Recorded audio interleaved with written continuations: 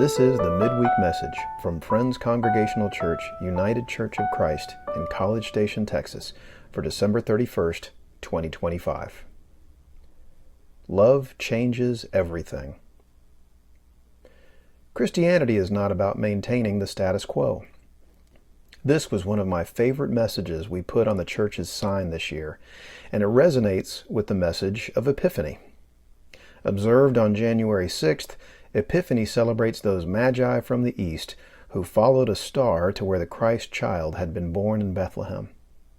But the imagination of Western Christianity tends to mold the Epiphany story into a starry-eyed tale of three kings on camelback presenting gift-wrapped presents to a baby.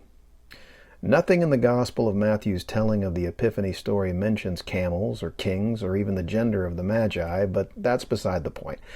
If we look closely at the story, we find some unlikely characters, wise Gentile astrologers, defying empirical norms, traveling through unfamiliar territory to reach the very light of God in Christ, and changing the path of their life by taking an alternative road to their own country from the one they had been traveling on, thus eluding the fear-based powers that be, the status quo.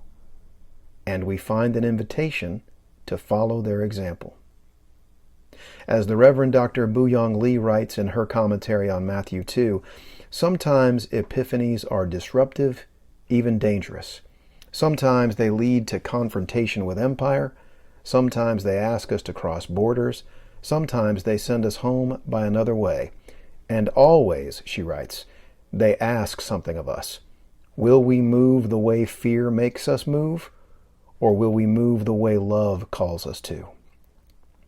As we make our way into a new year, an inch closer to Epiphany, I believe that moving the way love calls us to changes everything. In his book, How to Know a Person, the cultural commentator David Brooks writes, "We live in an environment in which political animosities, technological dehumanization, and social breakdown undermine connection, strain friendships, erase intimacy, and foster distrust. We're living in the middle of some sort of vast emotional, relational, and spiritual crisis. It is as if people across society have lost the ability to see and understand one another, thus producing a culture that can be brutalizing and isolating. In these post-isolation days of a traumatizing pandemic, where apathetic misunderstandings of our neighbors exacerbate our social divides, and the powers that be maintain their position by manipulating this absurd and somehow normalized state of things, following the example of the Magi and moving the way love calls us to can disrupt the status quo.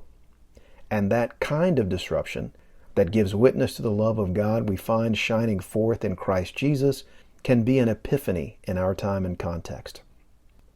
Taking the time to listen to someone we see often but know nothing about is an epiphany. Responding to an anxious exchange with a stranger with patience and grace is an epiphany. Noticing someone that we might disregard because they look frightening to us in some way and seeing them as a child of God is an epiphany. Loving your enemies outwardly as well as privately is an epiphany. Praying daily for people who persecute you is an epiphany. Serving someone overlooked by society with tangible kindness is an epiphany. And epiphanies do more than shine light in dark times.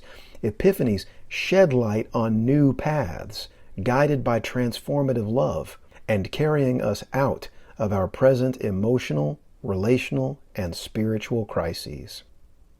Epiphanies can be transformational, and the faith we practice is only as powerful as its ability to change things. In his book, Jesus Changes Everything, Stanley Hauerwas writes that Christians are revolutionaries, but we believe the revolution has happened, and we are it. Indeed, the birth of Christ, the Word made flesh, the love of God incarnate, changed everything, and that love dwells within you. So let it shine, and watch it change everything.